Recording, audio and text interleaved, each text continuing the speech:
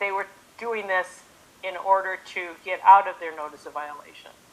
Well, I think to a certain extent, they're asking the county, is there something that I could establish on this property where I could keep some of the structures, and that's where we're at this point.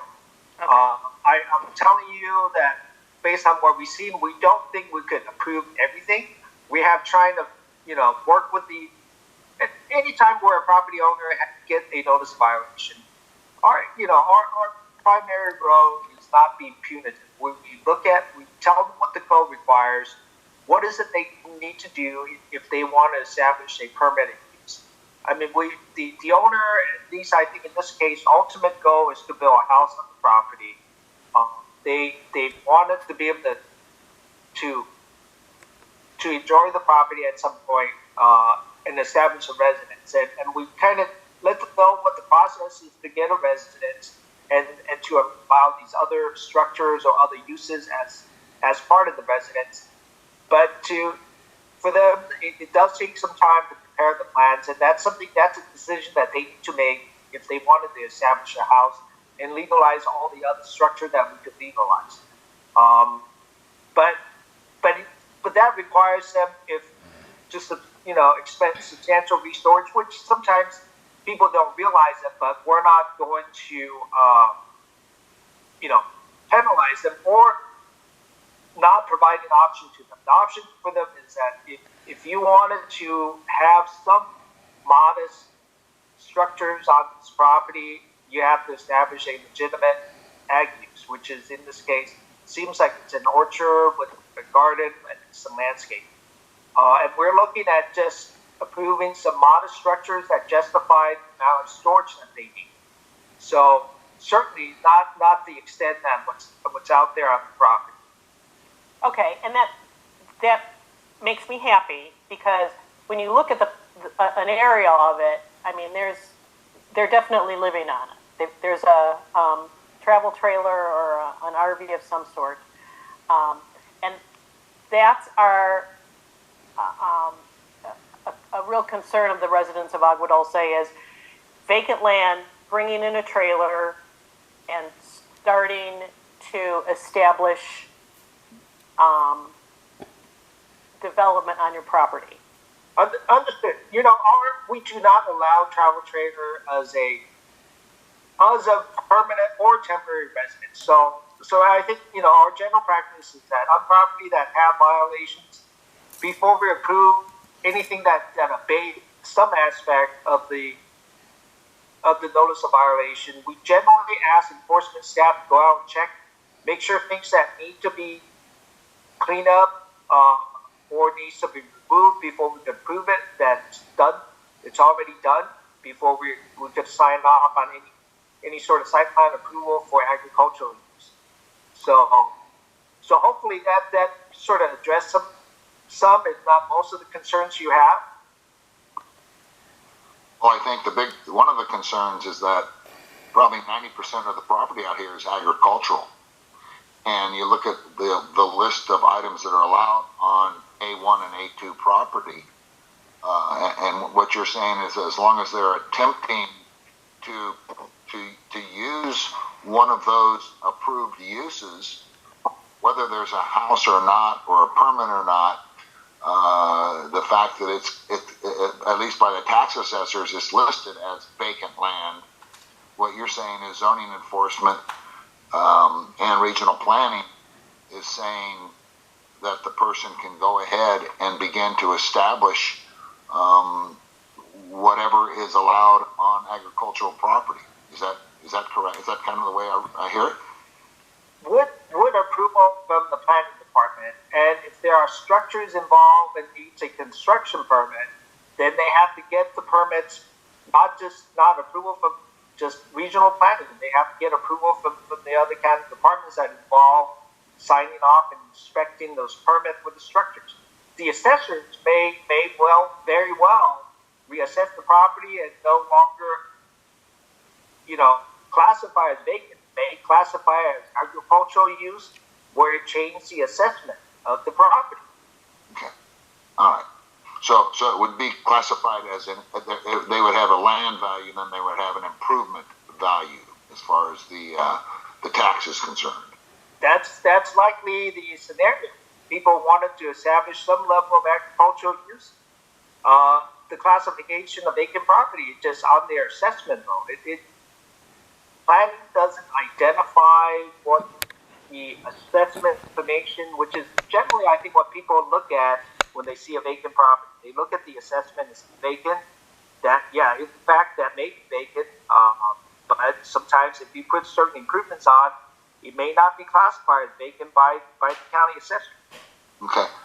Well, the other concern is in this particular area, as you go down towards Sleepy Valley, there's probably 200 to 300 very small parcels. And when I say small, anywhere from 2,000 square feet to 12,000 square feet. Less than a quarter of an acre.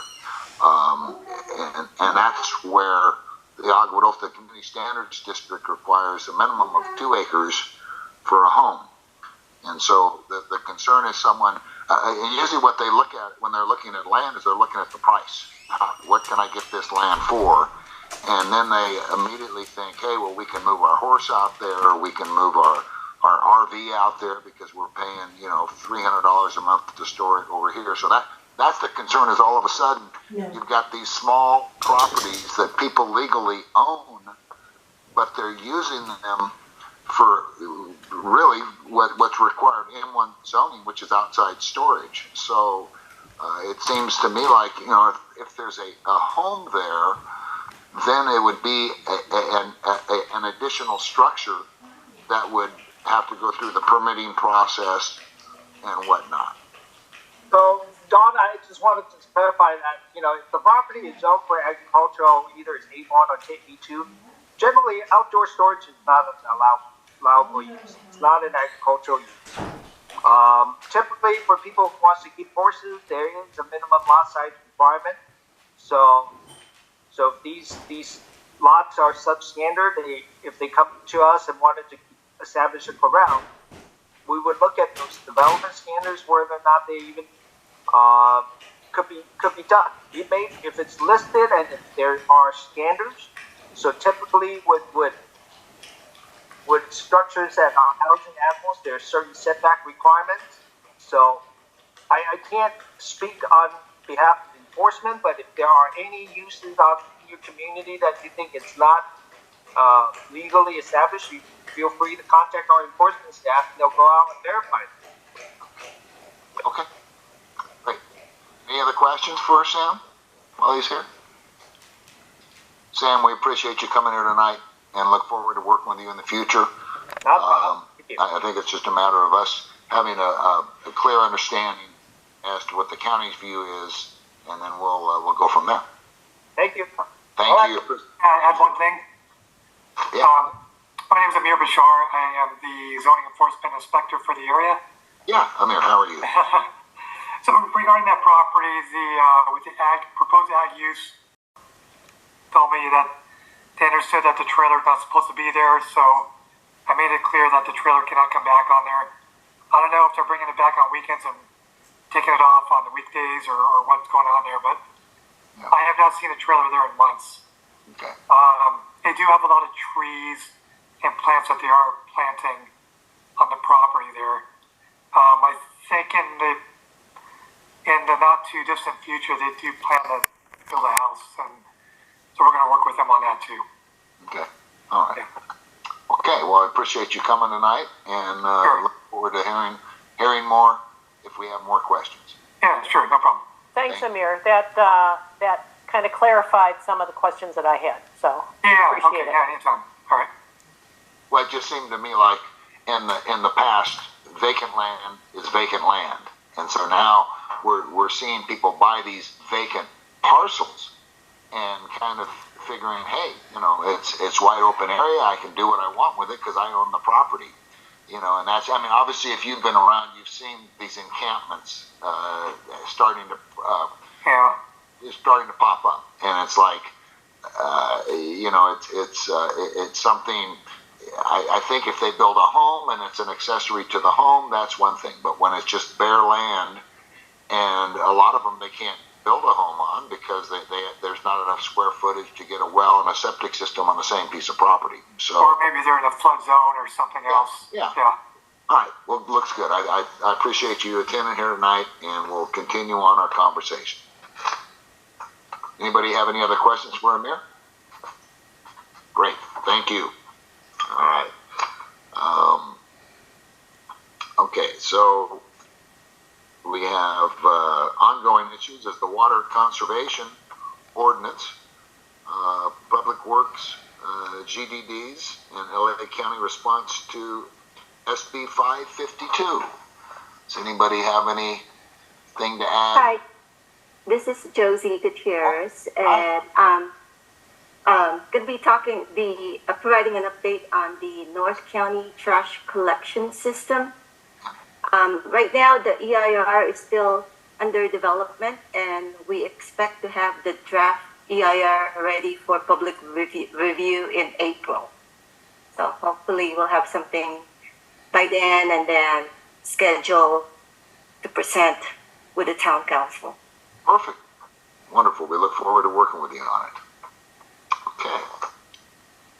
Any other reports on any of these other issues? If not, we're going to move on to the report from Tom Lackey's office. Is Carlo here? Yes, I am here. Thank you, dear Tom. Ooh, good looking picture there. Holy cow. Is it yellow? Yeah. There we go. There we go. There's not much going on. This is the time of year for everybody. By the way, Carl Basile, field representative for Seminole Lane, Tom Lackey. His office number is 661-267-7636. There's not much going on because this is the planning phase this month. All the bills are getting presented. As you guys have seen in the news, they're talking about the budget, different groups. The governor's got one idea. I'm sure the Assembly and the State Senate will also do the same thing. So right now, it's basically just getting ready to present the multitude of bills. And but if anybody has any great ideas for a bill, this is the time to bring it to our office. Let us see it. We'll work through it. Maybe we could present it this year. It's happened last year. We had one. I think every year we have at least one bill. And so far this year we have nothing. So we're going, hey, what's going on? In the meantime, the Assemblyman is busy on the weekends visiting the various places that are in this big district, from Big Bear, 29 Palms, to Barstow and Palmdale. And someplace, I got to go to a water storage presentation out there in 250th Street West. Yeah. So it is a big district. I just wanted to wish everybody well. Keep warm. If you have any questions, please contact me. I'm going to put my information on the chat line, and feel free to contact us if you have any problems with any department in the state of California. And we're thinking Caltrans, or maybe DMV, or maybe a disability claim. All right? So I'll put the contact in the chat line. Thank you very much, and we'll see you next time. Thank you, Carlo. Appreciate you joining us here tonight. Welcome. Next up, we have California 21st Senate District, Senator Scott Wilk, Jack Danielson. Jack, are you with us here tonight? I don't think so. All right. So along those same lines, have we heard anything about SB 552, Carlo, in regards to the drought planning for small water suppliers in rural communities? I have asked about that in 552, and so far nothing. I will check again, Okay. and this time I will send it to the council if I get some information like tomorrow or the day after. We appreciate that. Sure. Next up, we've got 27th Congressional District report, Mike Garcia, given by Jackie Owens. Jackie, are you here? She's usually here. She's not here? All right. Well, if she shows up, let me know. Santa Clara River Watershed Area Steering Committee, Measure W Watershed Coordinator, Peter Massey. Peter's always here. Hey, yes, hey everybody. Happy New Year. It's good to see everybody. Let's see, what have we got going on? Let's see, there will be no a watershed area steering committee for the Safe Clean Water Program meeting going on this month. It's been canceled, but it is now scheduled for February 15th from 1 to 3 in the afternoon. And some big things will be coming up at that steering committee to start looking at the projects that may be recommended for funding. Also, there's another mention on the agenda here about and I work for Tree People. Tree People serves as the watershed coordinator for the area. And we were looking for letters of support for a proposal that we're submitting to California Department of Forestry and Fire Protection, otherwise known as CAL FIRE.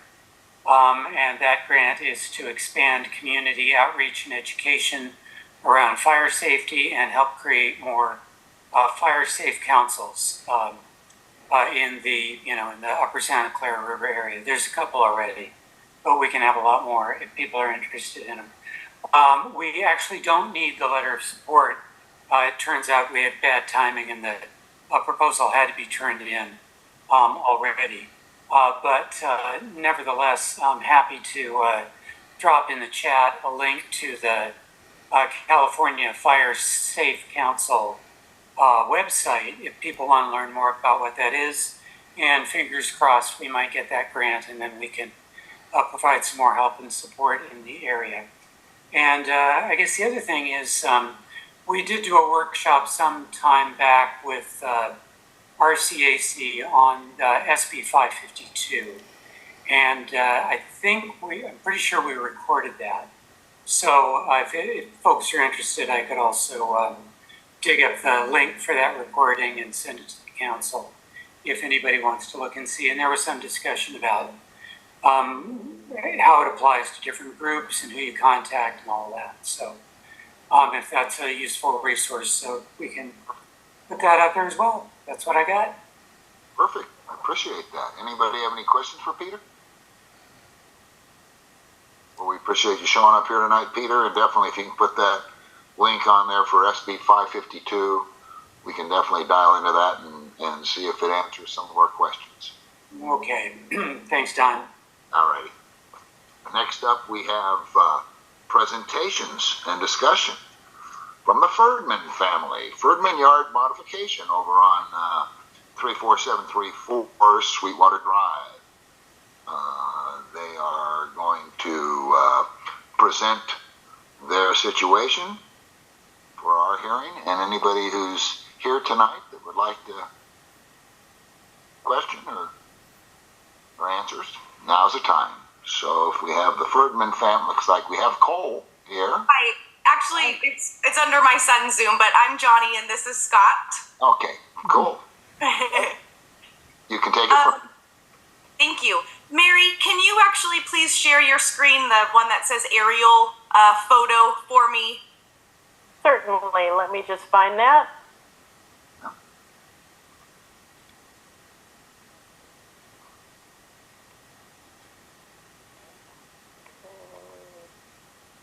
Share screen. This one here. Is that what you're looking for? Yes. Perfect. Okay. So our issue is, if you look at the street going down the left side of your screen is Sweetwater Drive. The street on the top of your screen is Sweet Cap. Okay. Now, if you look at the way our house is situated, it's kind of crooked on our property. But our front door essentially is facing Sweet Cap. Okay. But our address, however, is Sweetwater Drive here on the left side. So they're technically saying that is our front yard. What we want to do is where you see that red cloud, we would like to put just a 2-car garage there. But they are saying we can't put that in our front yard when really we feel like that's our side yard.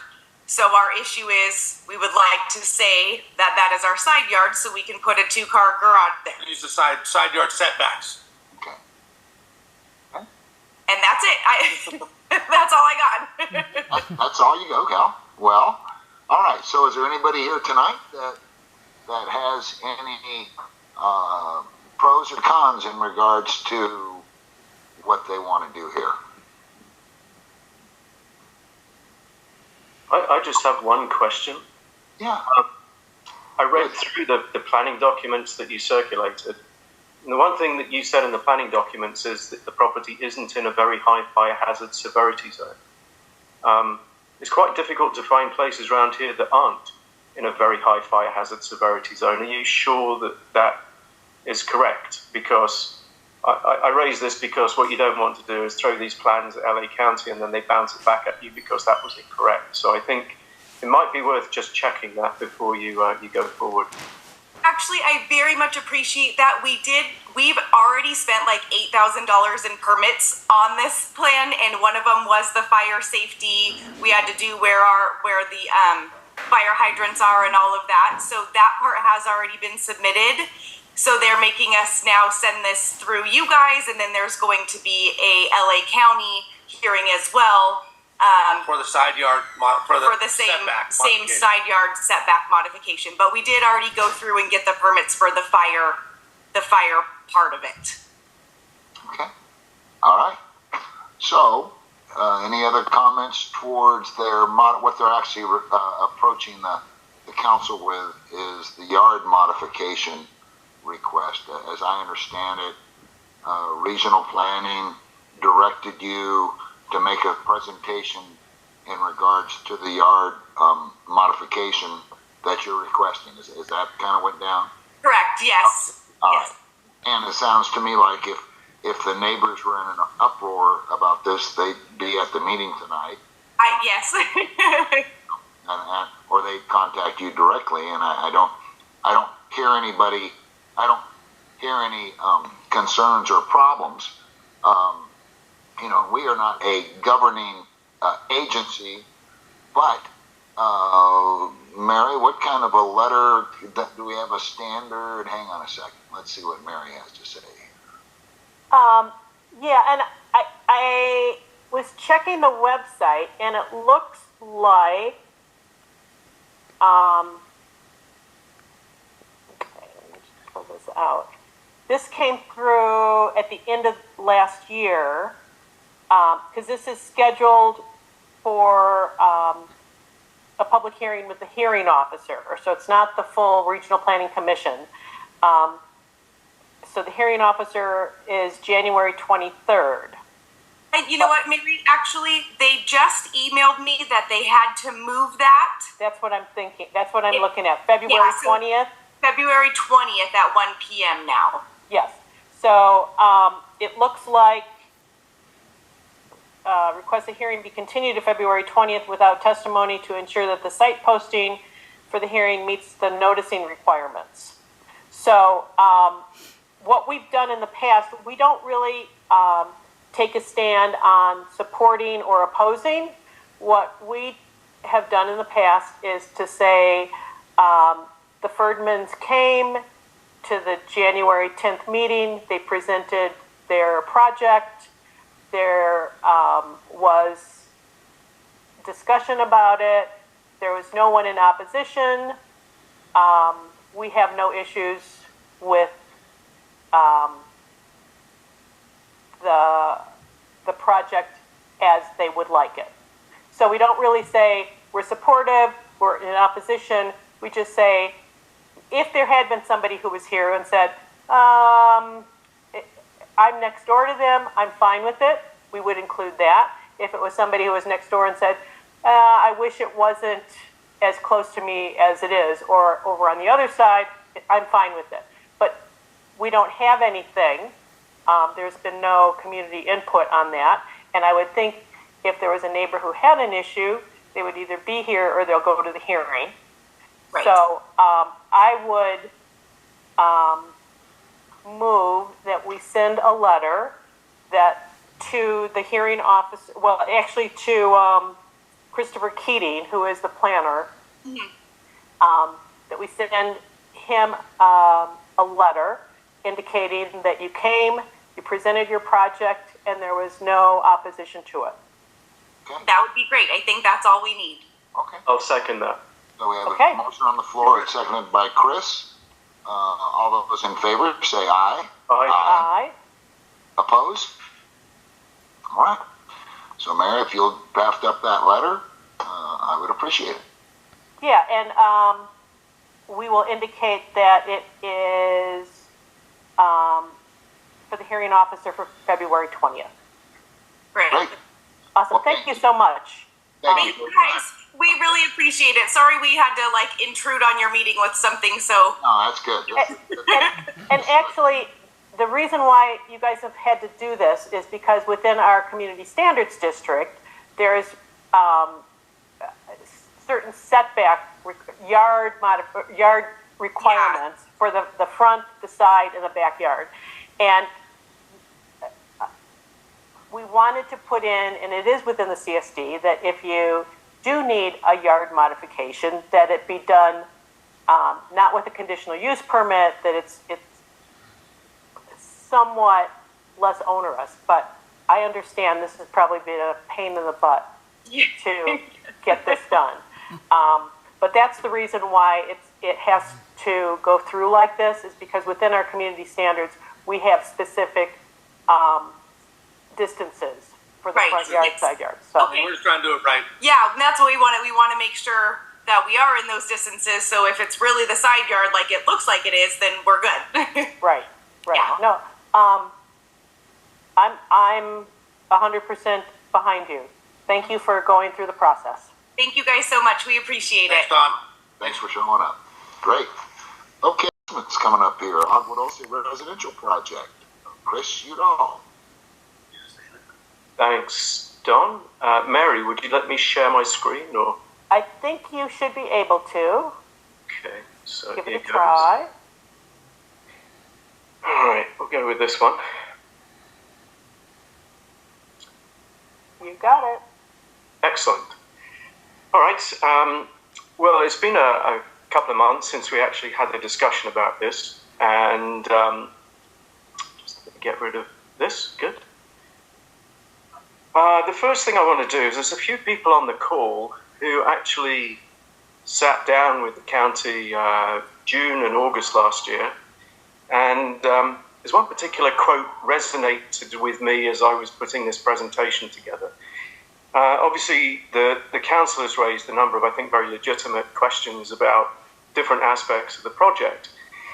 And at one of those two meetings, and I forget whether it was one in June or August, but basically we were told, hey, we're no spring chickens, and this isn't our first rodeo. When we were asking about some of these really, really critical aspects of the project. So after those meetings and some disclosures and discussion with the county back in August, I filed some public records requests in early September, and I got those answers in October, but unfortunately for personal reasons, I wasn't really able to pick it up and run with it. There's about 250 megabytes of data that they dumped on me. So it takes a little bit of time to unpack all that and put it into a narrative where people can follow along. But the things I'm going to discuss in the next 15 minutes or so are really in the following categories. I think it's very clear that 2-mile, 20-inch water main that was installed between Red Rover Mine and the project was done without any valid bonding in place, and I'll explain why. The replacement bonds that the developer has been asked to put together to supersede the 2002 ones, which have expired, still is not in place, and there's still not a signed development agreement to replace the one that was put together in 2002.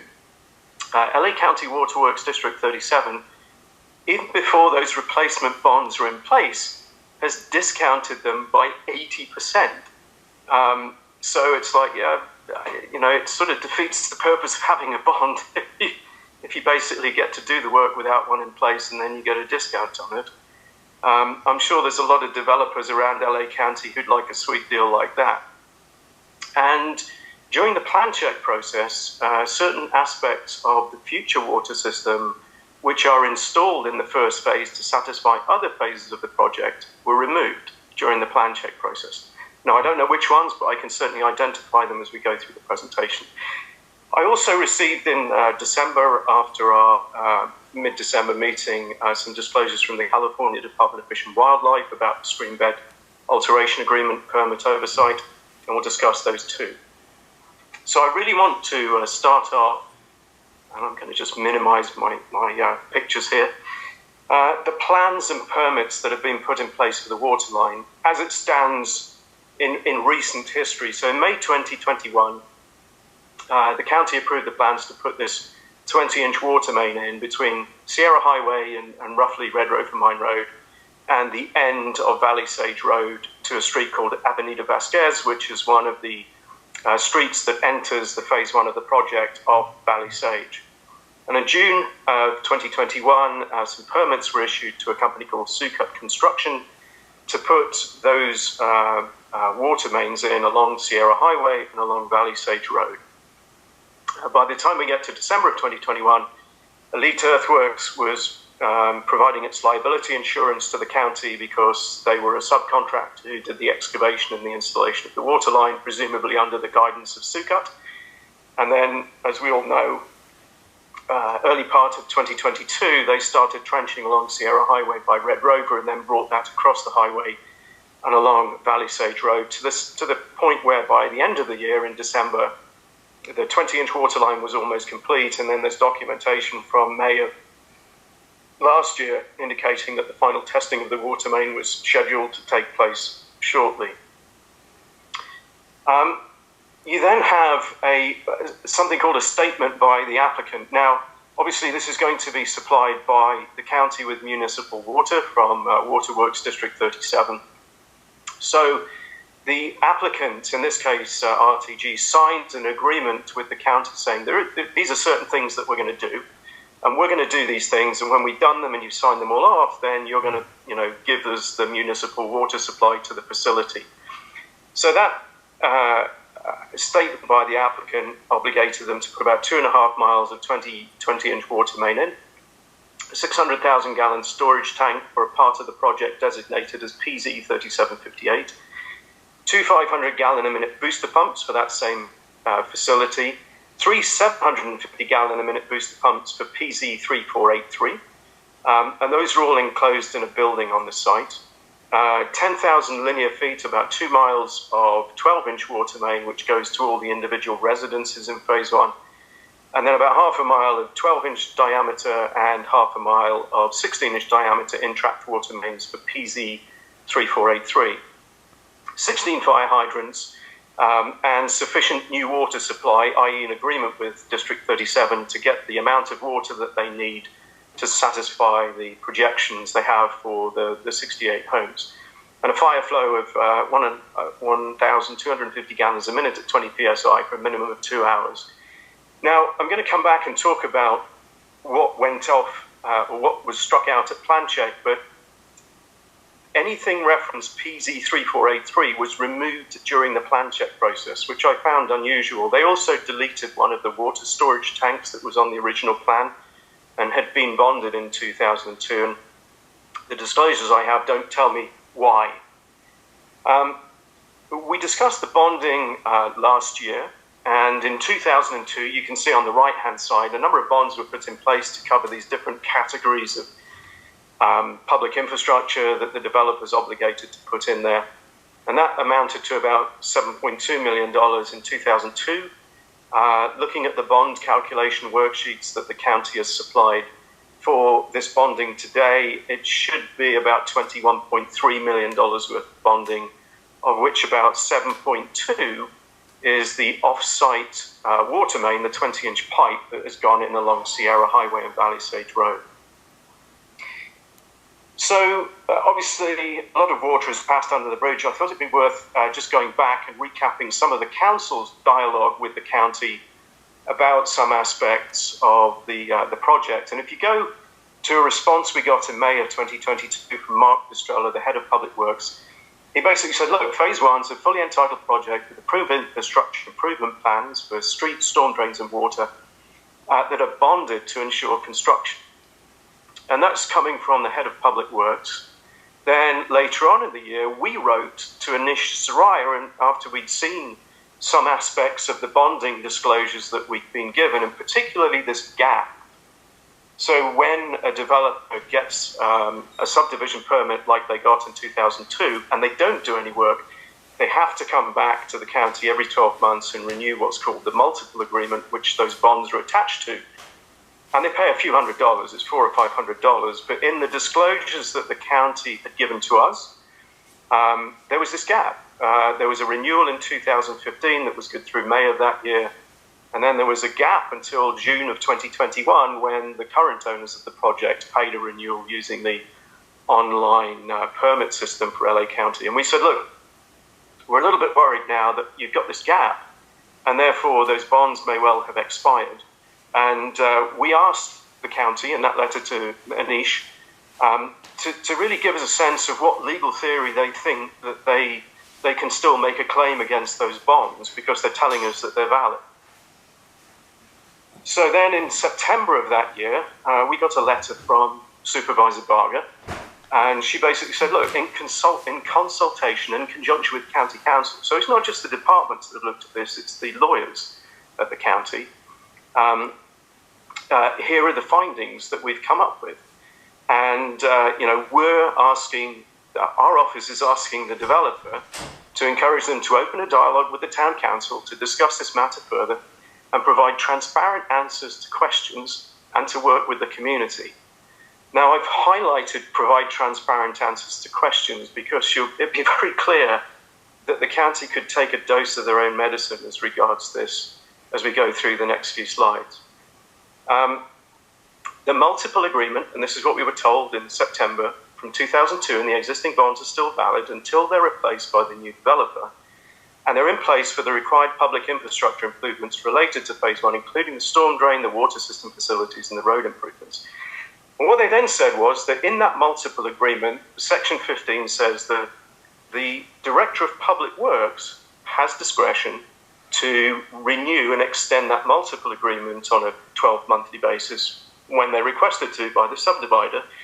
And the extension was granted and the fees were paid by the new developer in June of 2021. Now that is a true statement.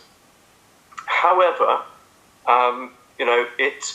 it doesn't really talk to this gap, and that's really what is quite critical to this.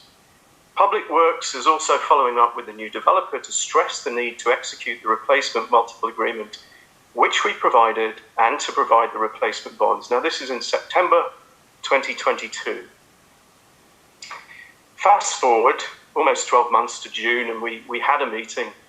Don, Mary, myself, and Cindy went to meet with various people at Stephanie English's office.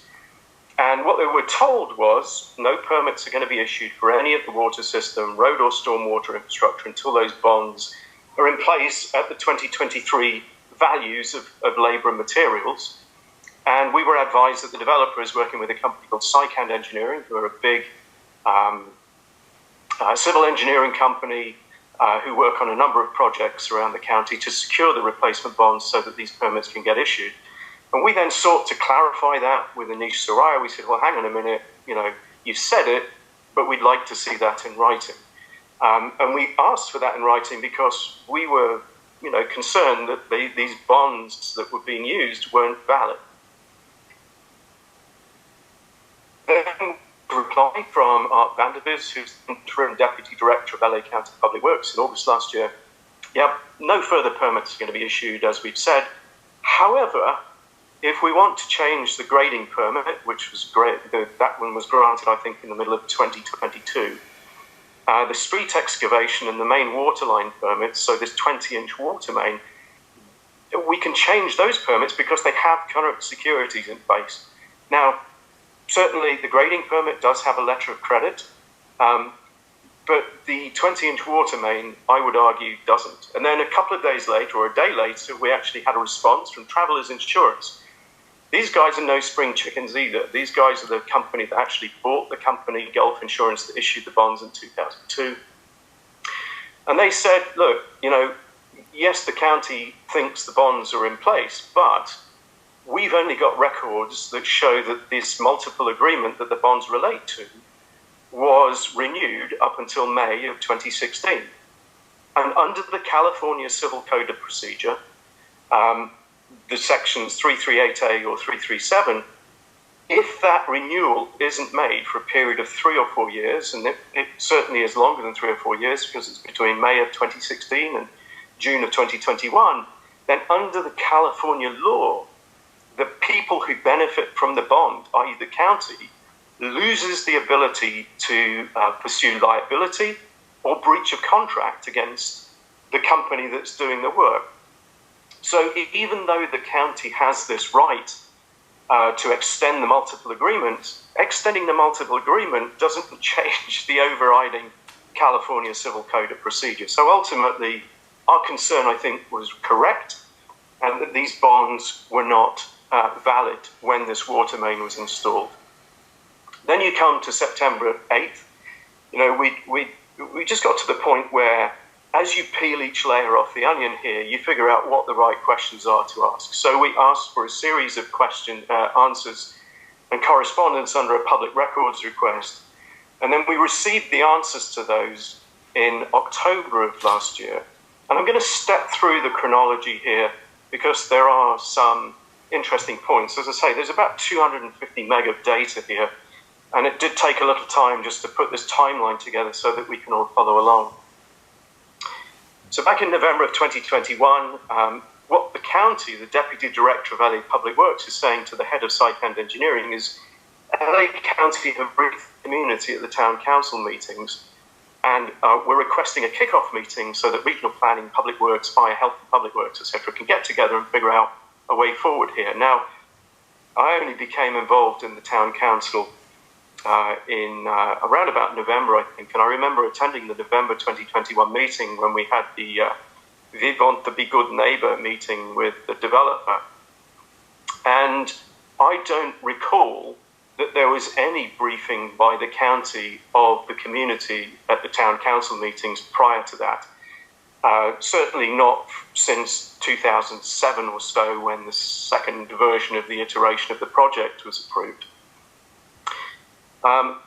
In September of that year, in September of 2022, the head of project management for SciCand Engineering is going to Public Works and saying, look, well, here's an update. We've been focused on getting the grading permits, and we've now engaged John Musella of the Musella Group to sort of schmooze the community. And he's going to give RTG, the developer, the guidance to work with the community and keep it updated about the project. And they intend to immediately engage with the Agua Dulce Town Council. Well, that didn't happen. Public Works and the 5th District Supervisor's Office, and I have no idea whether either of those two happened either. And then a gentleman called Hunt Braley, who's a lawyer at Poole & Schaefery, a local law firm, has been engaged to help RTE navigate through the land use entitlement process. And our plan is to put a proposal in front of the hearing officer for regional planning on September 20th and get an extension approved, and then go and record a no improvement map so we can get an extra 4 years of life into the expiring map so that we can get these water treatment plans approved with the Department of Sanitation. And we're going to start grading once the off-site water line is built, and right now it's about 70% complete. Then you go through to October 13th, and you have to put this in the context that, we've been told by the county at this point in that letter from Supervisor Barger, hey, don't worry, we've got all these bonds in place, and we've given them drafts, and we've done all this stuff. And that happened in September. I think when we raised this, somebody had an oh crap moment in the county and went, ooh, we do need to get these bonds in place, because you see this flurry of activity from October through March, where the combination of SciCand Engineering and the Public Works staff are trying to reconcile the bonds from 2002 with the bonds from 2023 and they're updating a bond calculation worksheet that they used in 2021 with the latest pricing. And then they notice in early November that the stormwater and the sewer bonds weren't approved back in 2020 when these plan revisions were made. So then there's a series of dialogue going on talking about the water main bonding along Valley Sage Road, which originally was almost 1.9 million. They'd actually left that out of the latest bond calculations, so they had to bring that back in, and that's about it's close on a $6 million bond that they'd accidentally left out. And they're confirming here in this dialogue that these bonds were last extended in May of 2015. And then in December again, you've got RTG asking and saying, look, we're waiting for these revised bond estimates so that we can figure out whether we need to use a surety bond company or whether we can do what we did with the Great. Whole series of dialogue going on, and in late December of 2022, there's a very interesting thing happened. You've got this unbonded water line that's been constructed along Sierra Highway and Valley Sage Road, and SICAN turns around to the Waterworks District 37 and says, "Hey, can we have a discount? Because we've already done it now, and why do we need to put a bond in place?" And what ultimately happened was Waterworks District 37 came back and gave them a discount on the Sierra Highway component of it, and gave them an 80% discount. So it went from $1.9 million to $381,000. So then you can see this dialogue continuing. It's like, well, can we have a reduction now on the section on Valley Sage Road too? Because that's almost done as well. And they came back and sensibly said, well, no, you can't. But you can have, we're not going to give you any discount on that because it hasn't been inspected yet. What you also see in that late 2022, early 2023 dialogue is that SICAN Engineering turns around to LA County Public Works and says that KWC Engineering, the company that drafted all the plans that were approved in 2020 and 2021, were actually directed to remove this PZ3483 during the plan check. And they're basically saying, can we have a discount on the Valley Sage water main bond now too, please? Early January, no, you can't. And then the surety company. So at this point, you get a sense that RTG has gone to an insurance agent, and the agent is saying, look, in order for us to put this package in front of a bond company, we need to have stamped copies of these cost estimates that you've created. So then the first evidence that there was actually a current draft of a replacement multiple agreement in these bonds is on January 9th when SICAN Engineering submitted it to Public Works. Then there was a series of exchanges, and by March, you had these last stamped copies of these cost estimates for the water pump station, the water tank, going to the surety company. March 23rd, there's an interesting exchange starts around about March. When you pay to put this 20-inch water main in, as RTG have done, there is a legal right that you have for a period of 10 years after Waterworks District 37 accepts them. Anybody who connects to that water service gets a participation letter from the people who paid, or the financial participants, to put that water main in. So what you see is RTG clarifying with Public Works and Elite Earthworks exactly what the financial participation terms are. Then you have some later disclosures. Public Works is turning around to SICAN Engineering and saying, hey, could you let us know what's going on with the bonds and this replacement multiple agreement? On the same day, they get a reply back to RTG, Poole and Shaftry, the lawyer, and the Musella Group, spin doctors, and they said, look, you told us 2 weeks ago that this was going to take 2 weeks, and Public Works has been very supportive of the project. That is not an understatement, especially as it relates to the Agua Dulce Town Council. So we get called out, really, for doing what we were doing, which was, challenging the county to do things properly. And the comment that the county makes is, or that SICAN makes to RTG, is that these bonds need to be posted immediately to ensure the county's continued support. Then what happens subsequent to that is that RTG shares their dialogue with Modab Insurance, which is a local insurance company.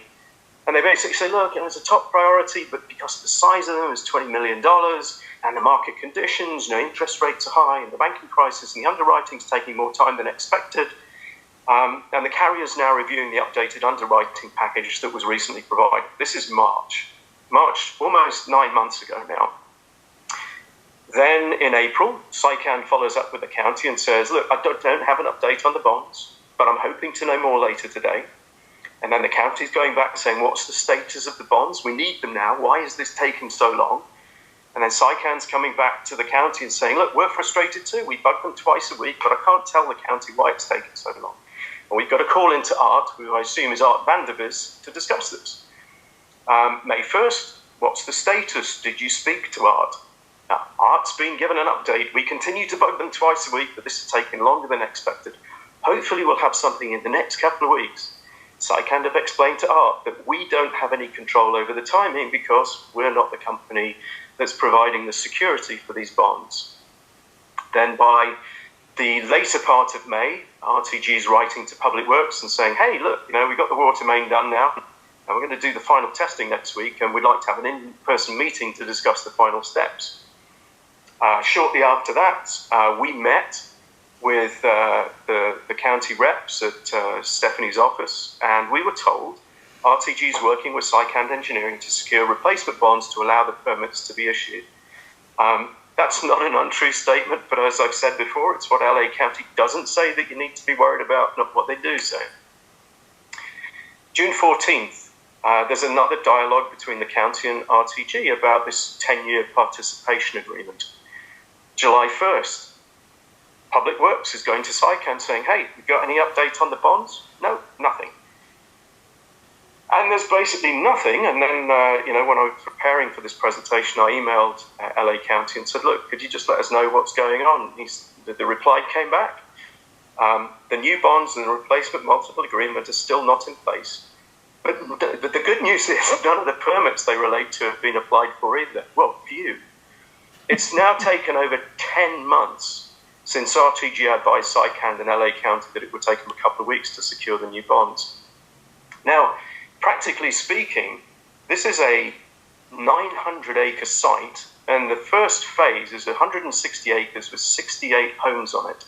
We know that the infrastructure cost today is estimated to be somewhere in the region of $20 million. And we have a developer here that seems to be struggling not just to put the money together to pay the bonds, but as we'll see later, the money to actually pay some of the people who are working on the project. So if we look at where I think we are today, and I've got this last entry here at the bottom of this Valley Sage Road in italics because I've seen them ask for a discount. I've seen no discussion between the county and SICAN or RTG about discounting that Valley Sage Road bond. But I think, past performance is probably an indication of future performance in this instance. So instead of $5 million, I've got it pegged at just over $1 million, which is 20% of the original $5.3 million amount. But the county have given, RTG a $5.8 million haircut on these bonds before they've even put the bonds in place. And they need to come up with about $15.5 million worth of bonding right now. So then we go on to the disclosures from the Department of Fish and Wildlife. So if you remember, everything kind of ground to a halt and we started getting news that the biologist wasn't getting paid. So I'd asked the Department of Fish and Wildlife if they could let me know what was going on there. And they had some emails, not a lot. And the chronology here was that in June, they looked like they went to have a site meeting and they had this exchange with RTG's assistant project manager. And they basically said, look, we have a requirement in our agreement with you to have a designated biologist on time to monitor all these project activities within this area of phase one, which is where these ephemeral streams are in the stream bed alteration agreement in. And you've got to make sure that this continues so that the project remains in compliance with what's in the agreement. And RTG came back and said, yeah, we'll do as you asked so that we remain in compliance. A week later, the Department of Fish and Wildlife went back to RTG and Agua Construction, which is the subcontractor who's driving the bulldozers around here, there, and everywhere. And they said, what's going on? Have you got a new biologist in there? Have you fixed your relationship with Endemic Environmental, who were the designated biologists that quit?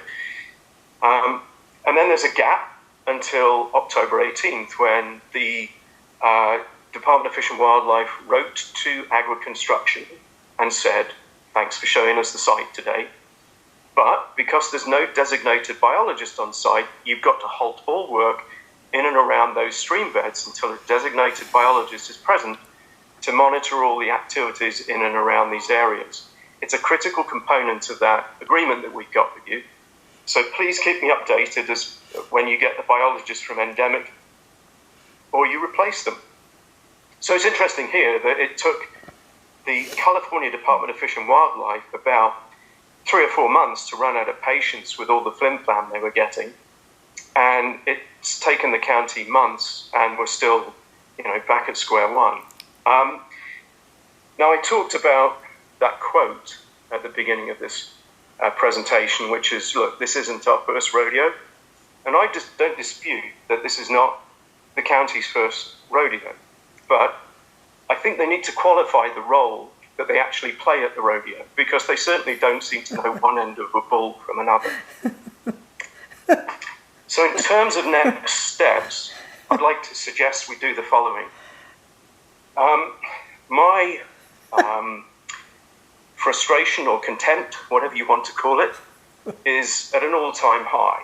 We've raised some very valid questions, and we've had to peel layers and layers off the onion here to get to the bottom of this. We've said to the county, look, you need to walk carefully through this project, and they've basically said, look, just go sit in the corner and shut up. And I think that it's reprehensible, it's just reckless that the county have had, by all accounts from the supervisor's letter, their finest working on this, their lawyers, their department staff, and nobody figured out that these bonds are no longer valid, even though we asked that very question of them in 2022. And we've had to go through this protracted communication process with the county to tease out the information which, according to the supervisor, should be open and transparent. There's nothing open and transparent about this. And I think it's pathetic that the county has let this go on in the way that it has. They've given these monster discounts to infrastructure that isn't even bonded before the bonds are actually put in place. And I think we need to make the county aware that we are now aware, by virtue of these disclosures from the Department of Fish and Wildlife, that the developer has been told to cease work because they haven't paid their biologists. So it's not just a case of multiple $1 million worth of bonds for a many $1 million project, but it's tens of thousands of dollars of bills that they don't seem to like to pay, or have the means to pay, or the will to pay, or whatever their situation is. But we have an offshore developer that's got no prior history of doing anything in the United States, and I think this was a very sad reflection on the chronology of this project over the last 18 months or 12 months or so, as we've been asking the county to be thoughtful about how they step through this. So I'm happy to open the floor to any questions there might be. And we can have a discussion about writing a letter to the county to voice our concerns and frustrations.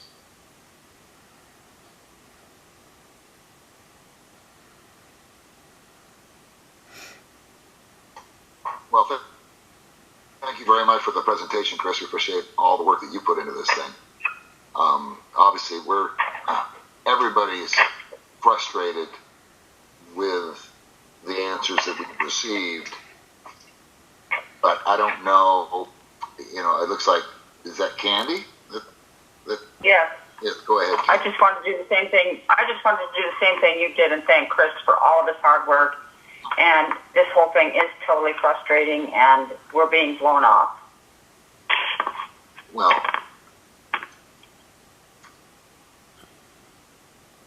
and the thing is, as a town council, I'm not certain as to how, obviously we've given the county different letters requesting certain items, and it seems like they're not concerned with it.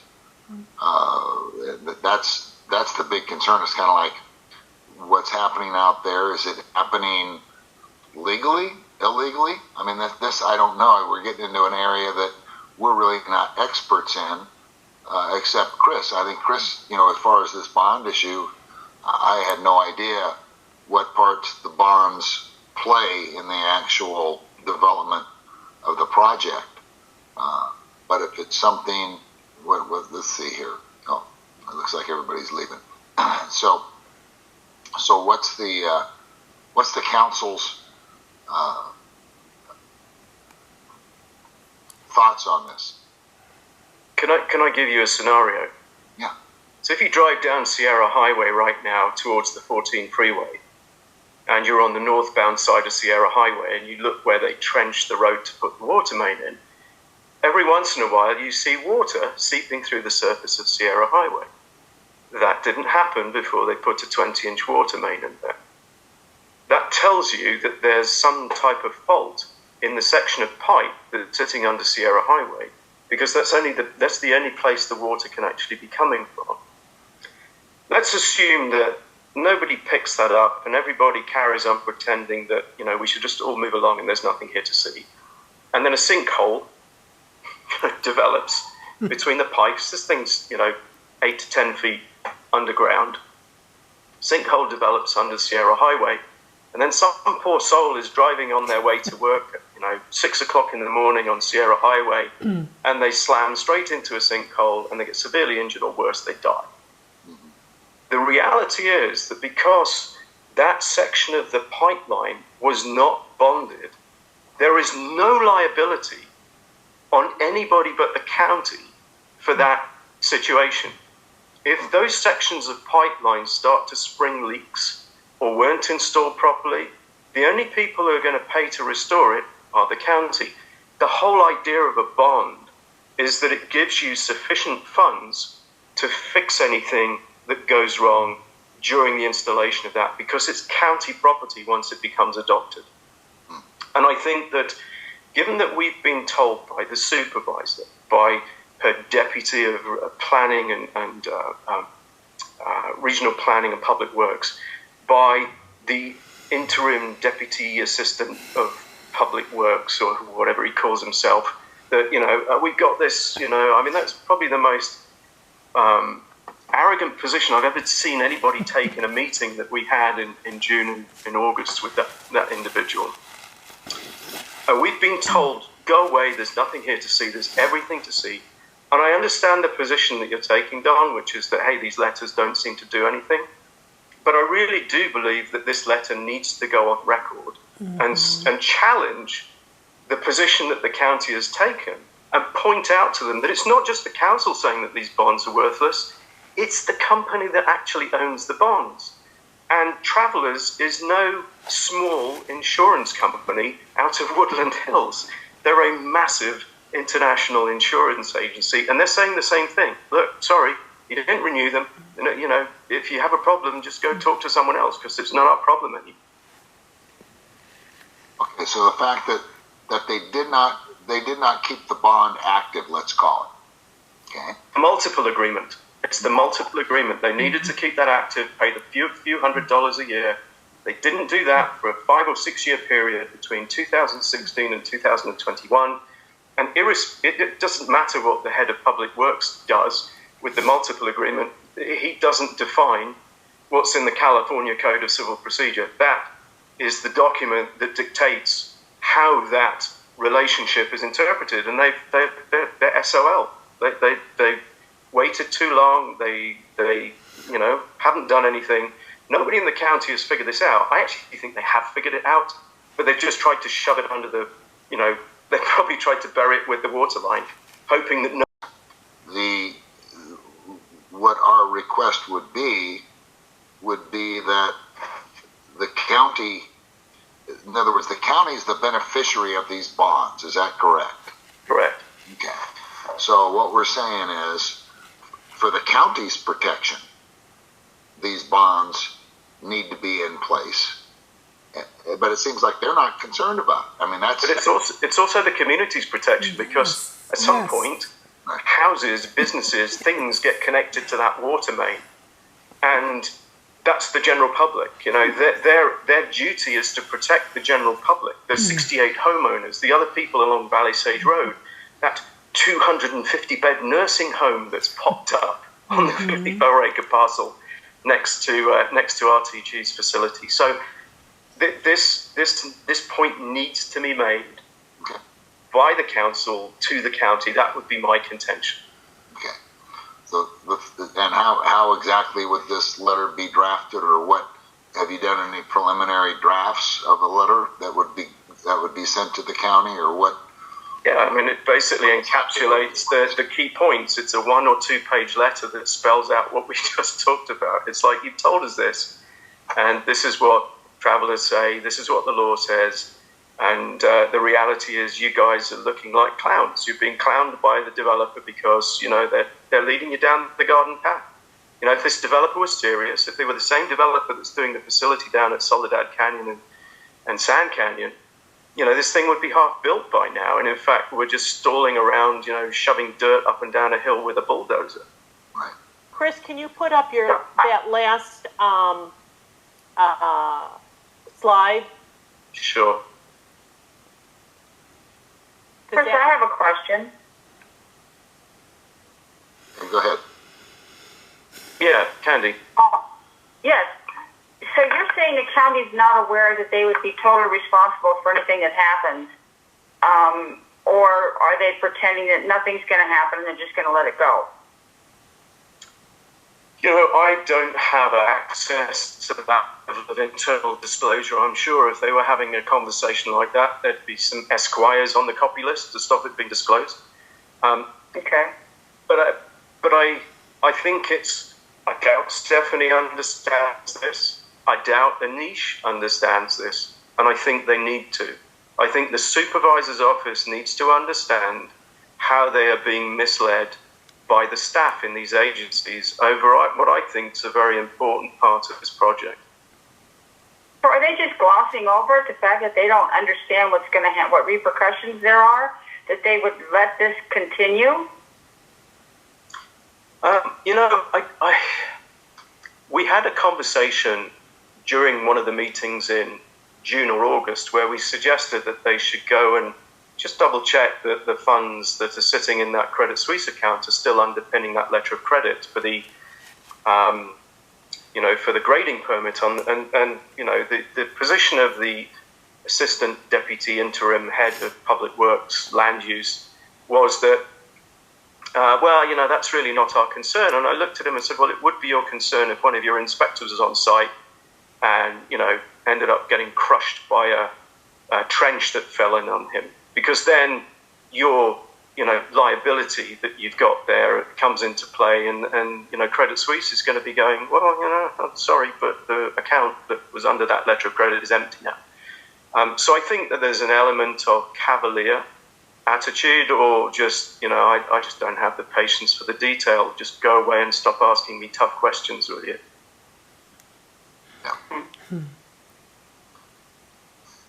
So as far as at this point, it seems like the county doesn't really give a rip whether the bonds are there or not.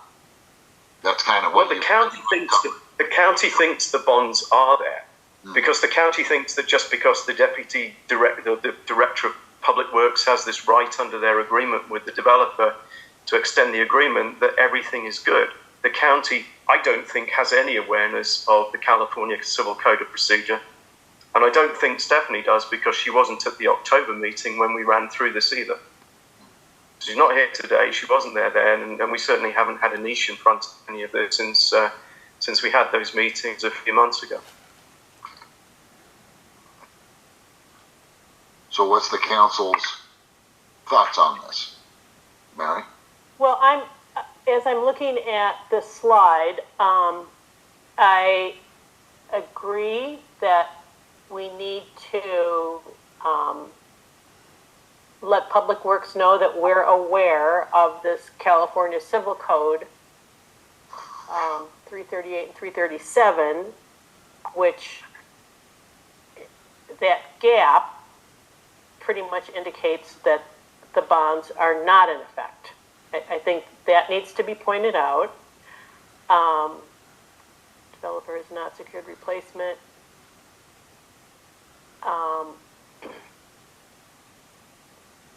Or to ask the question, the fact that it's apparent that these bonds were not, there was a gap, will that affect the performance of this bond should that need to take place or something like that? I'm trying to think of some way to word it to get there, to get where they're coming from.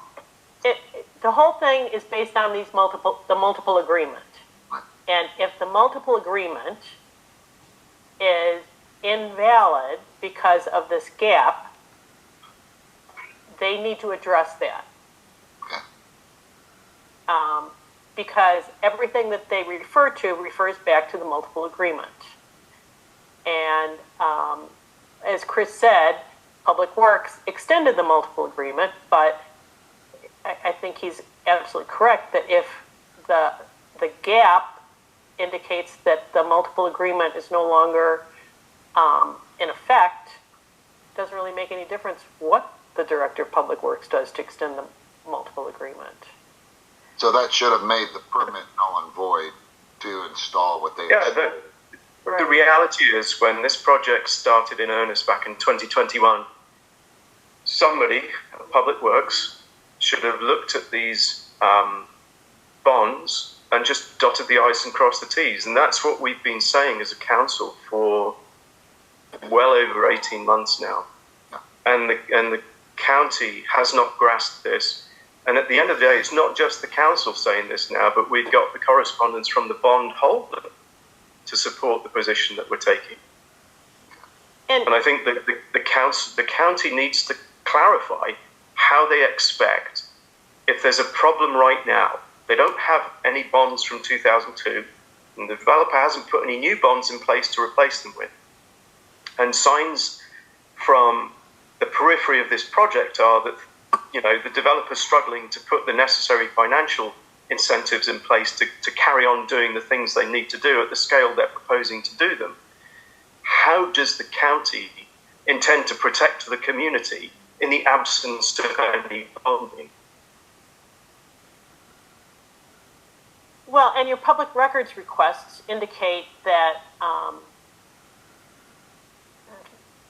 they were scrambling, the county was scrambling and trying to get SICAN to put pressure on RTG.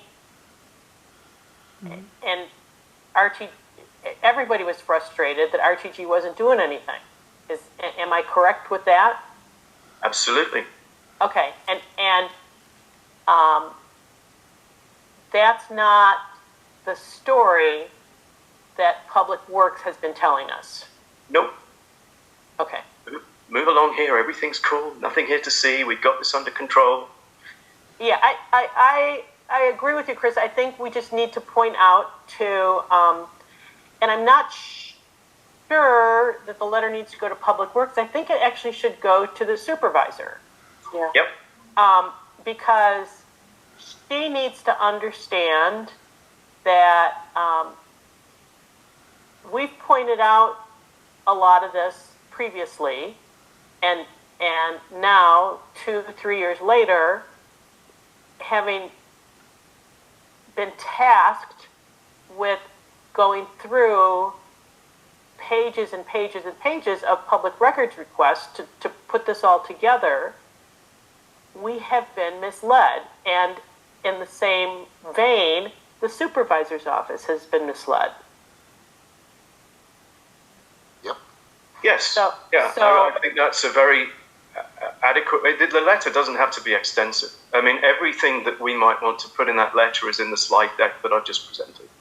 Right. And it was. I really think it should go to the supervisor's office, not to Public Works, because we're not getting anywhere there. Public Works is going to want to sweep this under the carpet. Yeah. Because they've obviously, if there's a concern or in a hypothetical case, it's going to fall back on them, and they're in hopes that there won't be any concerns, and there may not be any concerns. But I think as representing the community, we need to express our concerns, just as what Chris is saying. So I think from the community standpoint, we're concerned. We have become aware of certain situations, which Chris just laid out in his presentation, and these are our concerns.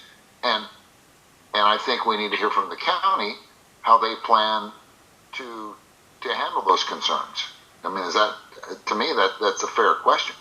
Yeah, I think it is. I mean, I can't conceive that builders like D.R. Horton or Pardee would be allowed to get away with this sort of BS. No. Like, if you're going to build Skyline Ranch, what are you going to do? Just, hope that whatever was done in 1902 is going to get you by for 2023? No. You're going to be held to account. You're going to be held to a standard. And for whatever reason, these guys who've rocked in from Russia with no prior experience, with a couple of shell companies in Wyoming and California, are getting a free pass. Yeah. And it does not make sense. I have a question. Yes.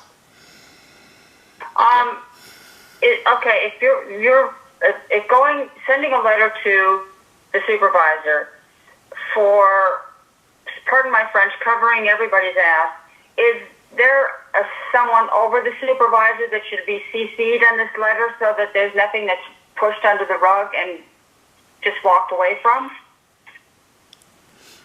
President Biden. If you really wanted to make their day, you would drop this in the lap of the civil grand jury. And their job is oversight of the entirety of the county, from the sheriff's department to everything. I don't know whether they would pick it up and run with it, but certainly there's enough in what we've prepared over the last little while for them to look at this and go, hang on a minute, this isn't right. And we're not looking to litigate this. We're looking to express the concerns to the community. There's an active awareness of this. Right, but the action committee that's involved with the attorney, that's up to them to determine when a loss has occurred and whatever they can do on their end. But as representatives of the community, I think the fact that we have not gotten clear-cut answers from the county, and now we've actually heard back from the bonding company, this needs to be brought up to the county. And I think the county is the one that's involved with issuing the permits that they say, okay, this is fine to put in. And I think that's, as far as going above the county, I think they're the local agency that's approving certain things. So I think our letter needs to go to Catherine Barger. What's everybody else's thoughts? I'm with you. Okay. I would like to make a motion that we send a letter to Supervisor Barger outlining the key points of Chris's presentation tonight. Okay. All right. Do I hear a second? I second. Okay. Any more discussion? Okay. I have a question. If she doesn't respond straight away, then what? That's why. She'll take 4 to 8 weeks to respond based on past performance. Yeah, and she has never not responded. Yeah. So I don't anticipate that she will not respond. But we have a meeting once a month. Yeah, and she's going to turn this over to Public Works and ask for some answers. Yep. All right. So we have a motion on the floor. We have a second. We've had discussion. All those in favor say aye. Aye. Aye. Opposed? Okay. Thanks, Good. Chris. Again, Great work. Chris. Yeah, thank you, Chris.